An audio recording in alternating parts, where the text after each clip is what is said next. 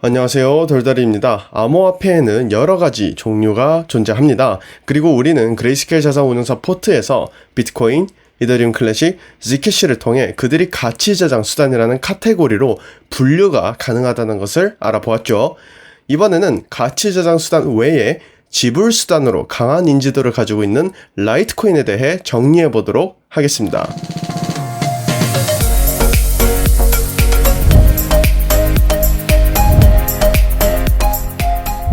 라이트코인은 이전의 영상에서 다루어드렸다시피 비트코인에서 최초로 하드포크 되었고 2011년 10월 최초로 탄생하여 그만큼 기나긴 역사를 지녀온 코인입니다. 오래된 기간 때문에 자칭 은이라고 칭하며 자신들의 입지를 널리 다지는 데 성공했죠. 하지만 암호화폐 평가 시에 많은 사람들이 오래된 역사에 대해서 단순히 오래됐구나 정도로 넘어가는 경향이 있는 것 같습니다. 그러나 오래된 역사를 지녔다는 것은 코인을 평가할 때 굉장히 중요한 요소로 작용합니다. 오래된 역사는 곧 검증된 코인임을 증명할 수도 있지만 입지가 넓다는 의미가 될 수도 있기 때문이죠. 인지도가 높은 코인이라는 것입니다. 암호화폐 시장에 신규로 들어오신 분들이라고 해도 자주 듣는 메이저 코인으로는 라이트코인을 접하게 됩니다. 이는 아무것도 모르는 사람이 암호화폐 시장에 와서도 라이트코인을 알게 된다는 것이죠. 인지도의 최강인 비트코인을 예로 들어보면 바로 이해가 되실 겁니다. 비트코인은 암호화폐에 투자하지 않는 비투자자들도 이름을 알고 있고 심지어 가격까지도 알고 있죠. 자, 중요합니다. 여기서 기억해야 할 것은 바로 인지도입니다. 오래된 역사와 함께 넓혀진 인지도는 곧 사람들과 거래를 할 때 인정받은 자산으로 자리 잡을 수 있는 확률이 높습니다. 즉, 신뢰가 가능하다는 것이죠.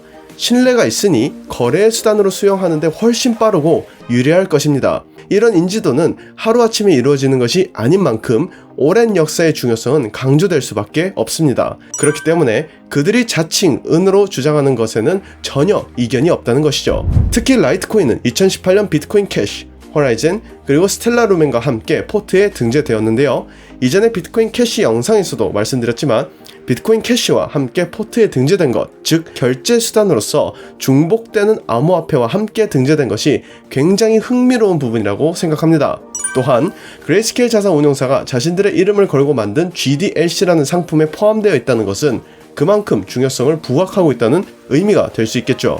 그렇다면 본격적으로 그레이스케일 자산운용사가 라이트코인에 대해 어떻게 평가하고 있는지 써보도록 하겠습니다. 2021년 5월자 그레이스케일 빌딩 블록스 라이트코인을 살펴보시면 라이트코인은 탈중앙화된 P2P 디지털 커런시이자 오픈소스 블록체인 프로토콜이 지원하는 결제 네트워크라고 합니다. 라이트코인을 통해 사용자들은 기존의 결제 채널인 스위프트, ACH, FedWire 시스템과 기타 다른 디지털 자산에 비해 상대적으로 빠른 속도와 낮은 비용으로 타인에게 지불할 수 있다고 하죠. 이어서 라이트코인 프로젝트는 비트코인의 블록 트랜잭션을 확인하는 데 걸리는 긴 시간에 대한 초기 우려를 비추어 비트코인의 대안 솔루션으로 부각되었다고 합니다. 그리고 오리지널 비트코드의 소스 코드를 약간 기술적으로 수정하여 라이트코인은 빠른 트랜잭션 속도와 낮은 처리 수수료까지 허용하였다고 하죠.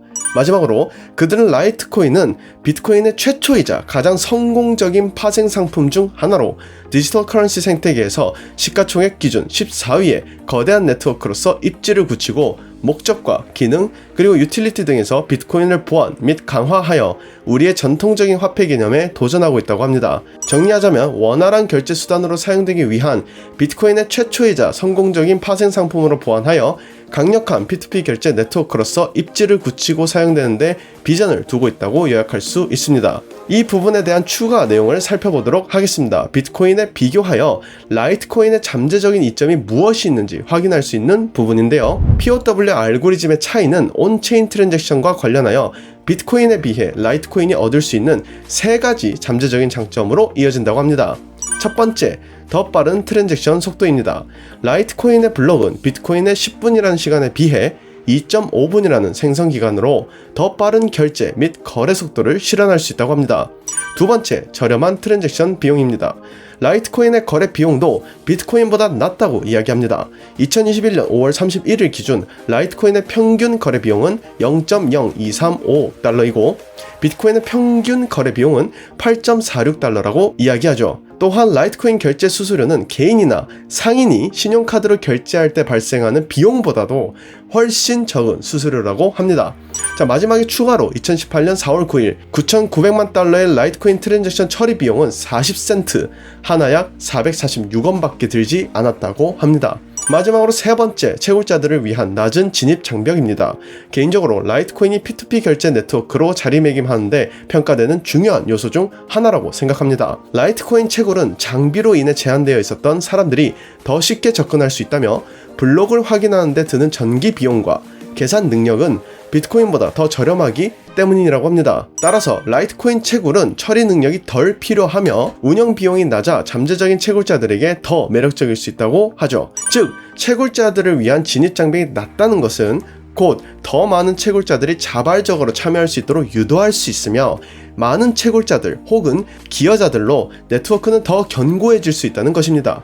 특히 결제 네트워크 수단으로서 활용되는 데에는 그만큼 많은 사람들의 수요를 고려해야 하고 이를 감당할 수 있는 네트워크도 필수적이기 때문에 채굴자들의 진입이 수월한 것은 분명히 긍정적으로 검토될 수 있는 부분일 것입니다.